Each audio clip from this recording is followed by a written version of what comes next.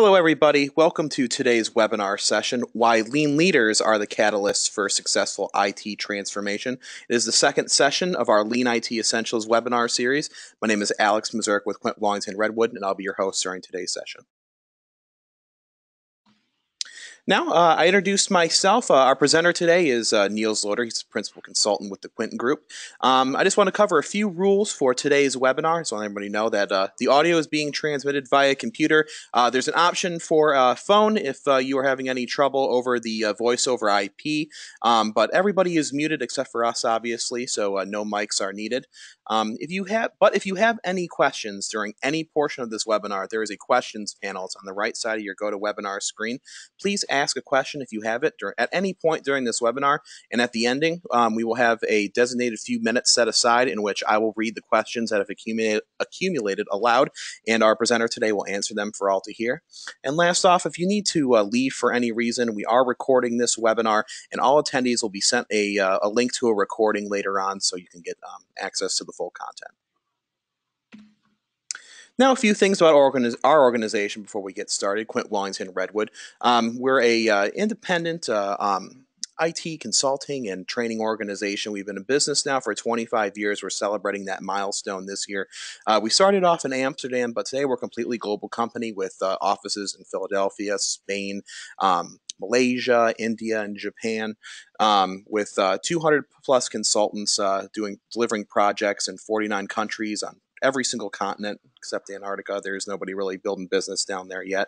We're proud to say that we train about 30,000 professionals every single year, from everything from Agile to Lean IT to DevOps, and plenty of other methodologies and certifications that there are out there.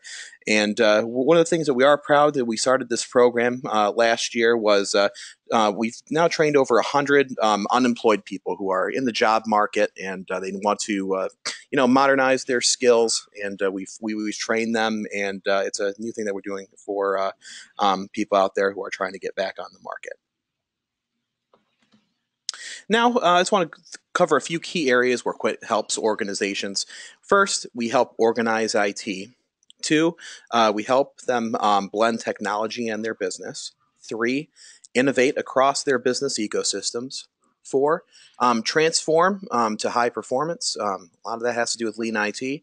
5, being smart with data. That's pretty much the most precious commodity out there these days is data, and being smart with it. And 6, digitizing their products and services.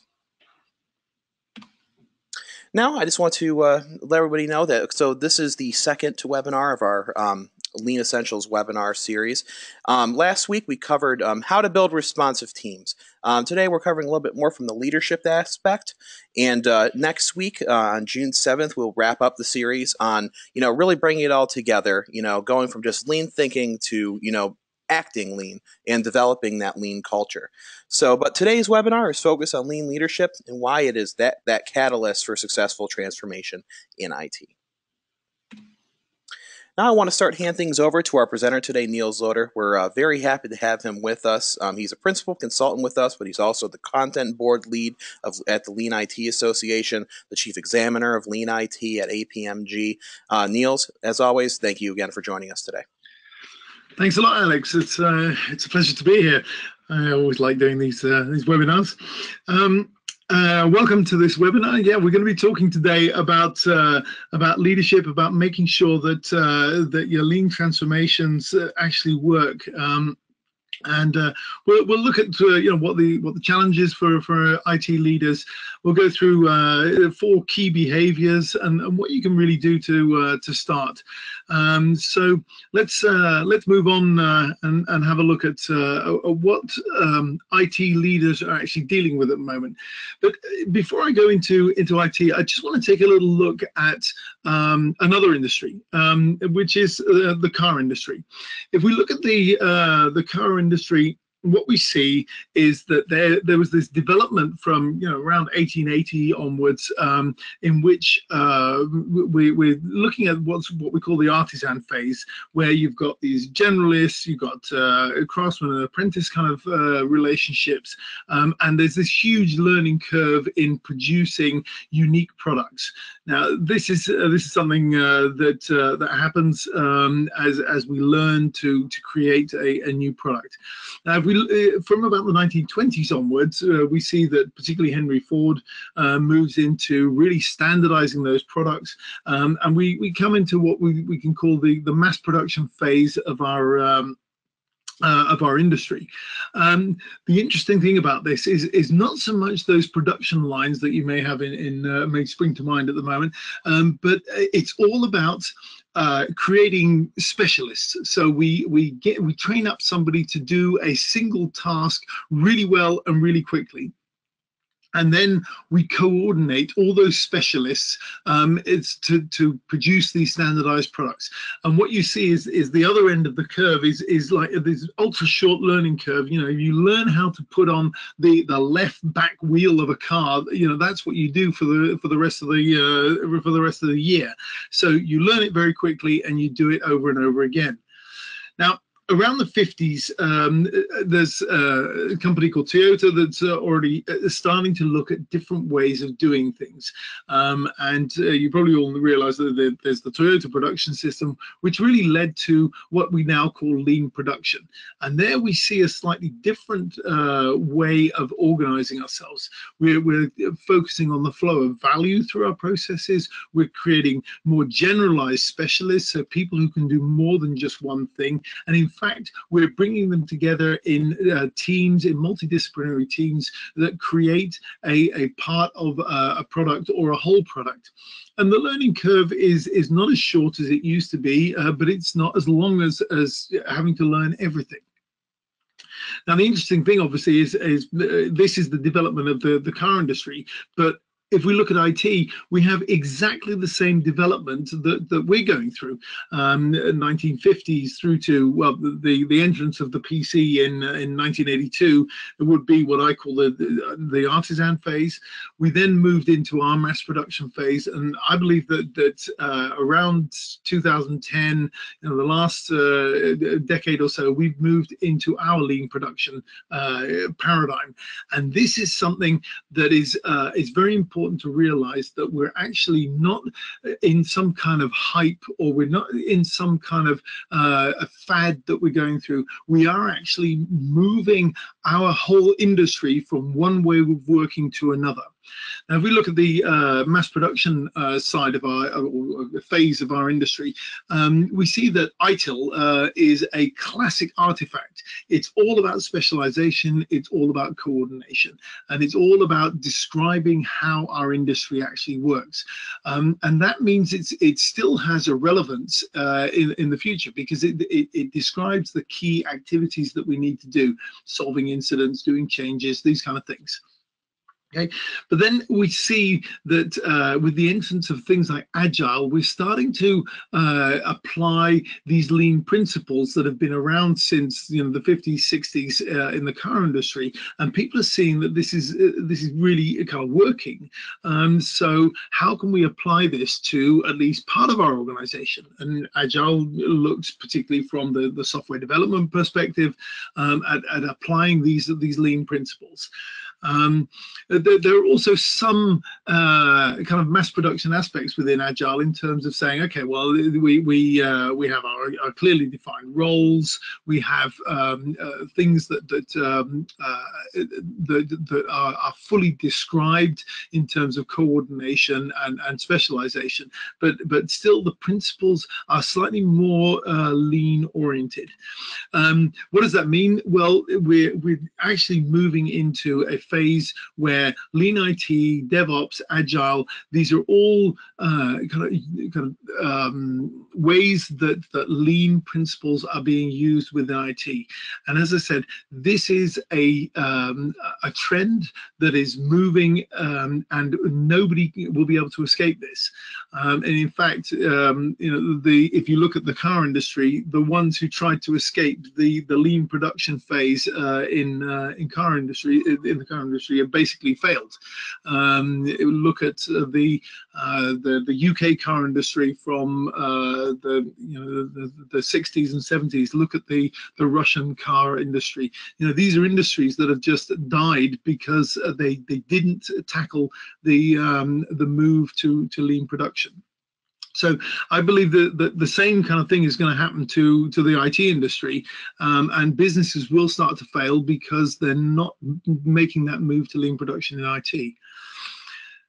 So what's the essence of leadership in a lean environment? Well, there's some interesting research that was done by Jez Humble and Nicole Forsgren, their organization DORA, DevOps Research Association, and one of the little sentences in later on in one of their reports is IT positively affects or IT performance positively affects organizational performance. And in fact, this little sentence of 6 words has a huge impact on us as IT professionals. What it means is if you have a high-performing IT organization, you can help to create a high-performance business. The converse is also true. So if you have a poorly performing IT organization, the chances are that it will drag down your business performance. And we're seeing this more and more in businesses, often retail businesses that are big on the high street, but failed to make that real step towards high performance IT, and they're losing out to the businesses that do have high performance IT. So this is a very important finding that is a real push for IT leaders to become lean IT leaders. So what's the key deliverable of IT leadership, and specifically lean IT leadership? It's to help develop other leaders to create a high performance IT organization. So leaders are people who create other leaders, and what we're trying to do is trying to make sure that these leaders all work towards producing high performance IT organizations that are really delivering quickly to their customers at low costs with low incidents and high quality functionality. What is that? What is the key aspect that accompanies that is leading with respect? Now, this is interesting. This is a workshop that Mike Orson does. He looks at the 7 key aspects of leading with respect, and it's all about these very simple behaviors which we don't really see enough within IT that leaders need to start getting used to. So it's all about learning. It's about making sure that you continue to understand what does it mean to become a lean organization, lean IT organization, and it is different than a mass production organization. We'll have a look at that in just a little while. It's about getting out of your office and really going and seeing for yourself. And when you get out there, listen to what's going on rather than going and telling people what they should be doing. What we find is that with the use of visual management, and again, we'll come to that in a minute, you don't need to tell people what to do, but it's more about coaching the behavior. It's all about looking beyond just the content and looking at how people actually do their work. And in doing that, we need to support other people. We need to tell them where they're doing a good job and where they can need a little bit of help. um, One of the ways to actually support people is to create a meaningful challenge. Get people to contribute to your organization. We find time and again IT people who are still responsible for the mainframe, and they're sitting out in the corner of an IT organization, just actually just fading away, and everybody's kind of hoping that we can get rid of the mainframe at some stage, but somehow or other we can't quite get rid of it.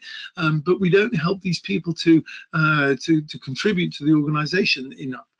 And it's all about fostering teamwork, and I'll come back to teamwork in a little while. So one of the key things is that leaders are busy. So they see that lean production in IT is important, but it's for the work floor. I don't need to get that involved. I've still got loads of other stuff to do, and I've got to manage my boss, and I've got to manage all kinds of other stuff. And really, I don't know whether I can get any benefits out of it as a leader. And beyond that, I don't even have an idea of what I need to do as a leader. And oh yeah, by the way, I just don't have time to learn this stuff either. Well, this is one of the things I come across a lot when trying to coach managers and management teams.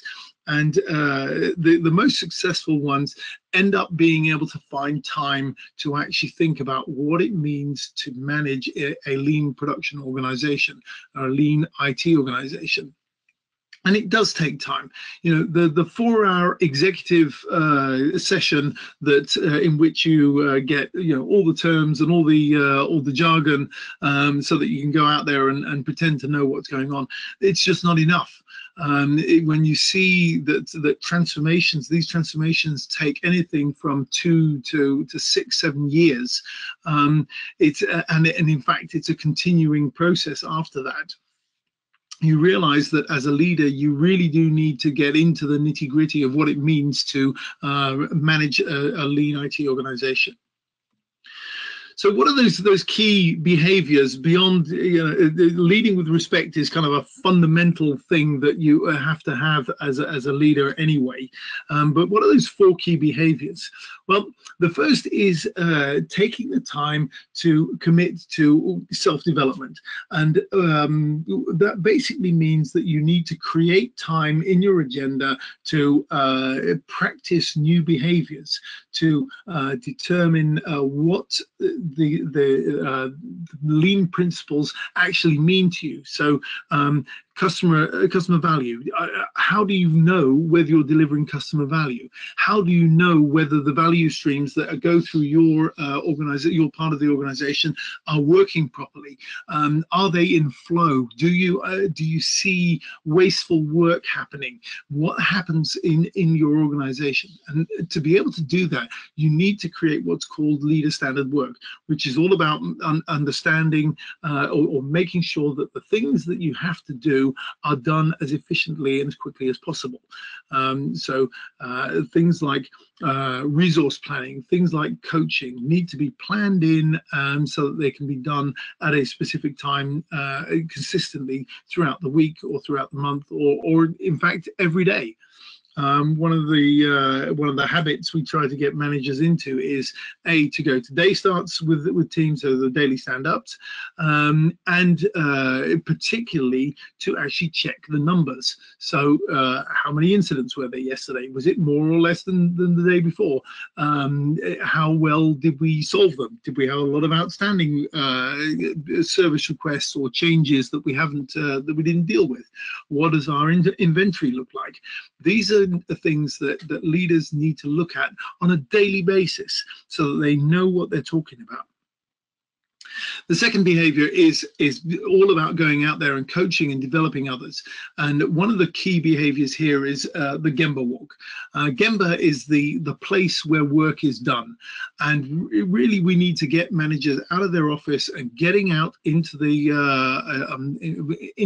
organization and really seeing what's going on. So not getting all kinds of reports through 3 hierarchical levels, but really going out there, observing what's going on, engaging with the people, and helping them to find ways to improve things. So not telling them what to improve, but challenging them to find ways to improve the way they do their work. And in fact, I just happened to talk to one of the leaders that I'm coaching today, and he'd gone out and talked to a team, and he was flabbergasted about how much fabulous information he got from this team in literally half an hour of engaging with them and observing how they did their work. He didn't have to ask a lot of questions. He didn't have to tell them to do anything. He just listened to what they were saying, and this the richness of the information helped him to really get a better feel for where the challenges are in each of these teams. And this is one of the more difficult things to do. It means making time to go out there. It means going out and going on and trying to understand where the challenges are. The third behavior is all about continuous improvement. Usually what happens is continuous improvement is seen as this workflow thing. So everybody's got to solve problems and improve the way they work in the team. But in fact, there is a very important role for leadership in driving continuous improvement. In fact, I would almost say that the leadership hierarchy is there to inject energy into the system so that continuous improvement can actually take place. And what does this mean? It means that we need to have a structured problem-solving mechanism. There are a number of them. You can use Kettner-Trigo, you can use PDCA, Plan, Do, Check, Act, you can use DMAIC, the Define, Measure, Analyze, Improve, Control. You can use any number of problem-solving mechanisms, but choose one and standardize it for your whole organization, because then when you bring people from different teams together, they will actually get down to solving the problem much more quickly than if they don't have the same structured problem-solving mechanism. Now, the whole idea is initially to make sure that we see and prioritize problems. So, and this sounds kind of easy, but when you're in an organization, particularly large corporate organizations, there is a tendency to brush problems under the carpet. So it takes practice to actually see problems because we overlook them so much. And once we start seeing them and start understanding the relative importance of these problems, we can actually get out there and start solving them. And the fabulous thing about the continuous improvement is it's all about sharing the lessons learned and making sure that others can gain value from that. And this is where it gets exciting for leaders. This is something that has to happen every single day. And I don't mean every single day, but not on Tuesday and Wednesday, because we don't actually have any time. And we might do it on Thursday, but definitely not on Friday. No, it's every single day. We encourage and stimulate the teams to actually pick up at least one problem, however small, to just tackle it so that we know that tomorrow will be a better day than today. And that is a fundamental leadership role. Now, the final leadership behavior is creating vision and aligning goals. It's making sure that that people know what's going on. And one of the best tools to use is in fact visual management. And visual management really doesn't mean anything more than putting stuff on the wall so that people know what's going on. And the funny thing is that in a traditional organization, we see managers getting out there doing all kinds of micromanagement, demanding lots more reports and stuff. And what you find in a lean organization is that you can actually get a huge amount of control and a huge amount of information by just asking people to put on the wall what is useful information to them, and how they can tell the world that they're doing a good job.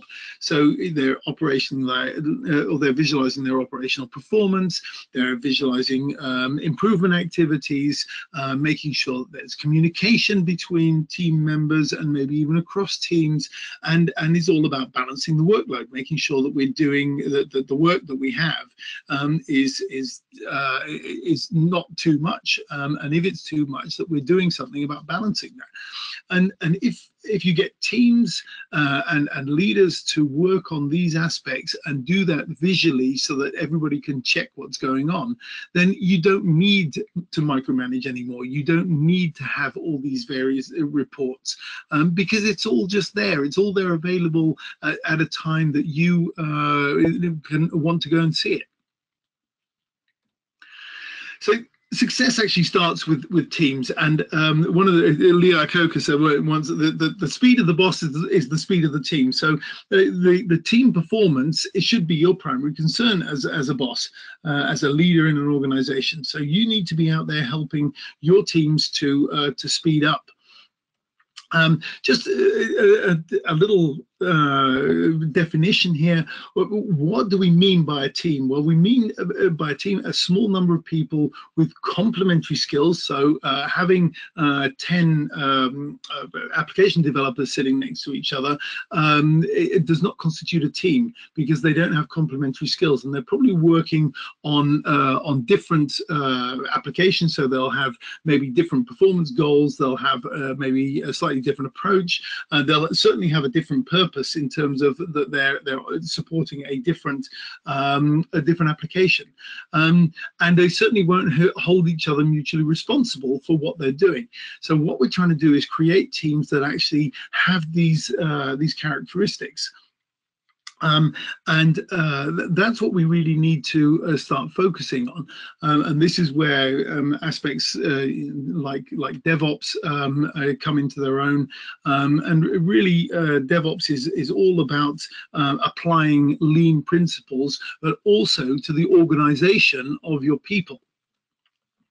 Now, why are teams so important? There's a guy in Germany, 1920s, a guy called Köhler. He's a professor of psychology at the University of Berlin, and he researched the rowing teams. And so I thought I'd do the same kind of thing with swimming teams. And you can see the effect of the team in the personal bests of the American swimming team in the Olympic Games of 2008 in Beijing. And you see that the four swimmers, if you look at their individual personal bests, they're all slower than when they swam as a team in the relay race. And looking at, for example, Jason Lazak, he was a full 1.5 seconds faster. So he swam better as part of a team than he did as an individual competitor. And these are things that we need to be looking at more when we look at our IT teams, because we see the same kind of effect happening. Even low performers start really working a lot better when we start really creating teams. Now, as a leader, one of the first teams you need to get into shape, or maybe even the key team to get into shape, is the management team. We tend to see that management teams are neatly segmented so that the managers actually don't have a lot to do with one another. So that will be one of the key things you need to do. And the second thing is to kind of sit down and think about why you believe that your organization should move towards a lean way of working. It's all about your personal beliefs as to why you as an organization need to act and move towards a different way of working. Creating these change stories is something that really helps to accelerate the adoption of lean in your organization. So that's what I wanted to end with. Alex, do we have any questions? Yes, Niels. We do have a couple. Just want to remind everybody that this is an open forum, so feel free to ask a question right now if you do have it. The first one I have here, Niels, is All right, you talked about, leaders, not having time, but, how do you get the leaders to spend time on lean things when they do always seem to be busy? Yeah, that's an interesting one because it's kind of difficult to really make somebody understand that the world is changing. So it's all about finding those individual moments that they see something going right in a team, and helping them to understand that that's because people are paying attention to lean principles, and that they're applying them. It's also then about linking to their needs of being able to know what's going on in the teams. And this is the way we get them out of their office, get them engaging with the team's visual management, and then getting them to kind of say, okay, well, maybe I should have some visual management of my own so that I can talk to my boss about what's going on in my area of responsibility. In a much easier way. And what you then see is that, in fact, leaders do have a lot of time, but they like to make themselves busy. And it's slowly eating away at half hours or hours of a week, to just spend time learning and taking those steps. But it definitely, as it starts with very, very, very small steps. Okay. And the next question, Niels, is what about lower levels of management and not just the high leadership in terms of this? Yeah, well, what we find is that team leads. So we take the team lead as the lowest level of hierarchy. They will jump onto lean stuff very, very quickly. They see the benefits for their teams extremely quickly. The upper levels of management, so the senior management, will also see the benefits, but are relatively isolated from it. So it's more talk, and then you get the mid-level management, and there we basically see two different types. There's the type that kind of sticks their head in the sand and says, oh well, this ain't gonna happen, it's a fad, it'll blow over. And you've got a second group who really sees the value. They get engaged, they start really working together with their team leads, or their coordination layers, and they really start picking this up and driving particularly continuous improvement. So they see that that's where there's a lot of added value for them, and they find out how much fun it is to actually intensively coach people, so really help people to develop, and that's really why they became a manager in the first place. So with lean leadership, we actually bring people back to the reason they became leaders in the first place, and it wasn't just salary. I know some people like to become managers because they earn more, but most managers really want to be managers because they like leading people. They like seeing and helping people to develop, and produce better results. So those are really the two different, or that's the kind of characterization of the various levels. But it's not always. It's in all cases, it's not always that easy. There are some people who'll jump on the bandwagon quickly, early adopters, and there are others who just take a lot longer.